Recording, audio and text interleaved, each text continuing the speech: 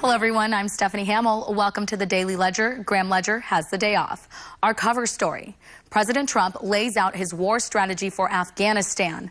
The commander-in-chief outlined bold new plans to combat terrorism, ramp up troop levels, undo restrictions on our military imposed by the Obama administration, and destroy safe havens that house radical extremists. Joining me now from our bureau in Washington, D.C., spokeswoman for Americans for Limited Government, Jessie Jane Duff.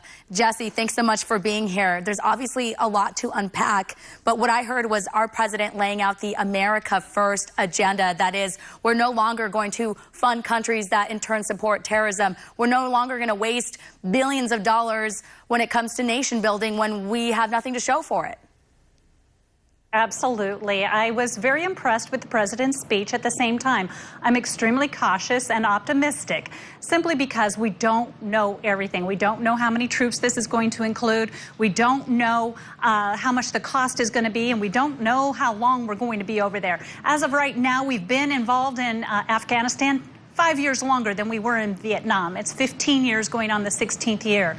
So I am optimistic but cautious, and there's a lot of reason for that. We're looking at having to bring in Pakistan and India into this effort in order for it to work. And that's a great way of starting out because we haven't looked at this as a regional problem. So I'm impressed that the president has changed his outlook on that aspect. And we're also hearing from the president that our NATO allies need to do more. This is something that he was talking about on the campaign trail. He's been talking about it since he's been in office. And, you know, there is this expectation that the United States does so much. We need our partners to give back. That is so critical in this.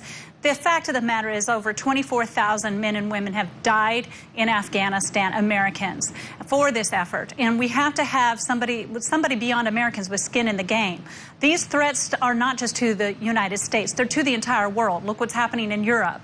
The fact also is, though, is that some of these are very regional efforts, such as Taliban is tribal and not a national attitude. The people that you're fighting over there definitely don't look at themselves as fighting for all of Pakistan. They're fighting for their tribe. They're fighting for their family. They're fighting for who they believe in most. So getting India and Pakistan involved and clamping down on Pakistan as harboring terrorists is also extremely critical in this effort. And no longer giving them pallets of cash to play along with us. We are cutting that off.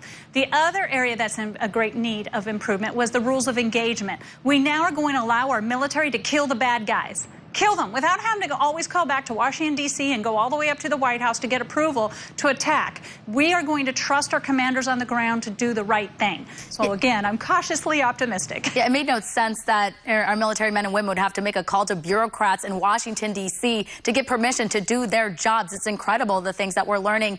And when Trump talks about not wasting money on nation building, there are a lot of critics out there that say, oh, well, we don't want to isolate the United States. But Afghanistan, you know, specifically is a great example of this. The U.S. spent $100 billion or more between 2002 and 2016. And again, there's nothing to show for this. So, you know, going forward, I mean, what does this say about the U.S.?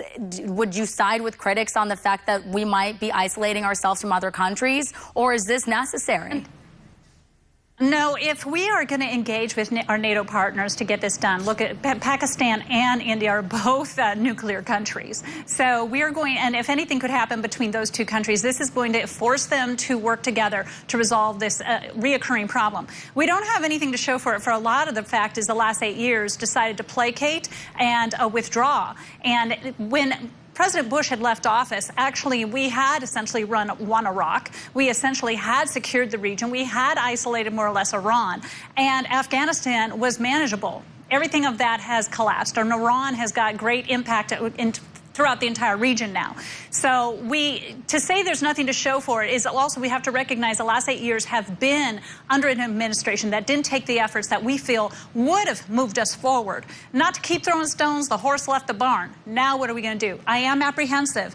You know, when you talk about men and women going over there and losing their lives, and predominantly men, and predominantly young men, we're talking about primarily your enlisted troops, which I was enlisted. You're talking about ages average between probably 19 and 31 years old, are going to be those that have to go out there and suffer the rigors of this type of war fighting. And this is not easy. This is hand-to-hand combat. This is sweeping caves. This is hunting down the enemy in the most difficult of terrain. This is not for the weak. This is for the man that has essentially become so physically fit that he's a warrior from head to toe. And that is really what we're hoping, is that we can outsmart and outmaneuver and destroy these and get rid of them. Yeah, absolutely. And, you know, the president makes a good point when he says we don't want to give out our plans in advance for the terrorists and, you know, our enemies to be prepared for what we're going to do. And that's something that the Obama administration always would do. They would just lay out the entire plan, like, oh, we're going to send this many people here and we're going to pull out here.